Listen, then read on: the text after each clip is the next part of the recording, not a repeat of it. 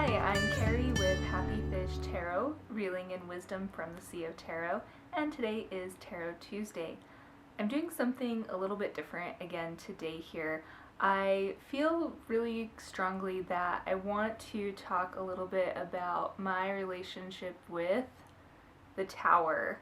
I've heard people refer to the Tower as the ego fortress, and sometimes we entrap ourselves within that ego fortress.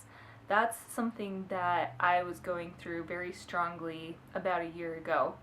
A lot of things in my life weren't really working, and I knew that I needed some major changes and upheaval in my life, but I was pretty terrified of that whole process.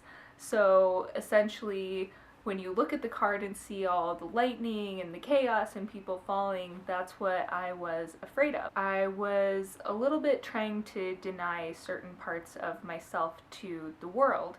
So I had started getting more into spirituality and personal growth, but I was really afraid to talk about those kinds of things with the people that I know because I had a big major fear of what people would think about me. I had somehow started to convince myself that I needed to have a normal life, but there was a part of me that was feeling a pull towards something else, and I was experiencing a lot of internal tension, and I could tell that things were reaching a boiling point. Eventually, things got to the point where I was very unhappy. I went through a lot of tears and a lot of internal turmoil that again I was really too afraid to show to anyone. And eventually I just reached an epiphany where I knew I had to get out of this tower or I wouldn't survive spiritually. So I decided to make some conscious choices to help the process of the tower dismantling. Some of the changes were big that I made and some were small, but even the ones that were small were very symbolic to me in the dismantling of my tower. Each of these little steps was absolutely excruciatingly terrifying for me, as is filming this video. But when I did those things, I felt so much more liberated, and it got me thinking about the difference between a breakdown and a breakthrough. I think both of those concepts are kind of inherent in the tarot card.